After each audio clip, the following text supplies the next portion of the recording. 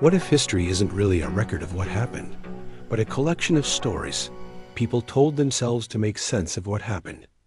And what if those stories don't agree? Welcome to Nerdjacker's Vault. Today, we're stepping into Book 1 of the Histories by Greek historian Herodotus, a man trying to preserve the past while quietly showing how unstable it really is. He begins with a purpose: to remember what humans have done and to understand why Greeks and non-Greeks, barbarians as he called them, came into conflict. But almost immediately, something feels different. Instead of giving one clear answer, he gives several. Different people, different versions.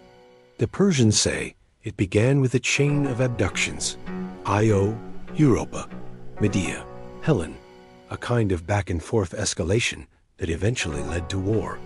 But even here, there's doubt. Some deny the abductions entirely. Others say they were voluntary. And Herodotus doesn't resolve it. He just moves on, as if to say, this is how history begins, not with certainty, but with competing stories. So instead of chasing what can't be proven, he turns to something more concrete.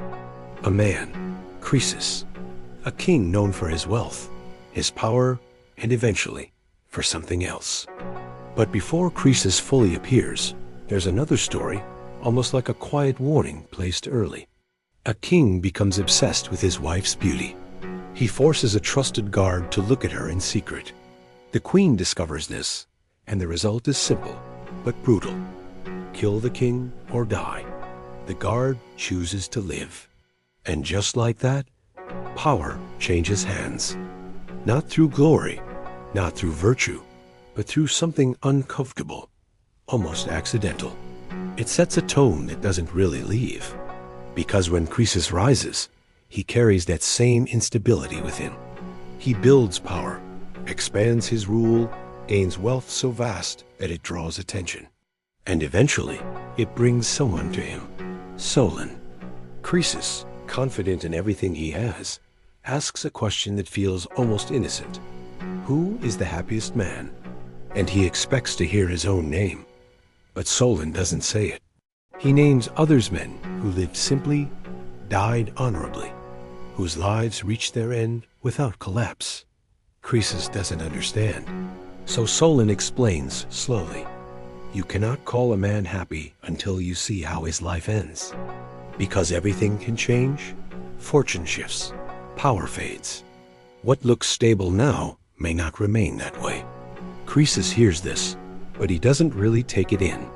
And for a while, nothing seems to challenge him. Until a dream comes, a warning. His son will die. So he does what anyone would do. He tries to prevent it, removes danger, controls the situation. But the more he tries to avoid it, the more precisely it happens.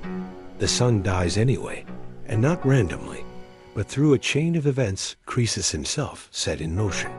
It's not just loss. It's realization that some things don't bend. But even then, he doesn't fully change. Because attention shifts outward, a new power is rising. Persia, under Cyrus. And Croesus wants certainty, so he turns to the oracles, tests them, finds one that answers correctly, trusts it, and then asks the question that will decide everything. If I go to war, what will happen? The answer comes back, clear and unclear at the same time. You will destroy a great empire. And it feels obvious what that means. It feels certain. So he moves forward. But slowly, almost quietly, everything begins to turn. He prepares for war, but misjudges timing, expects space, assumes control.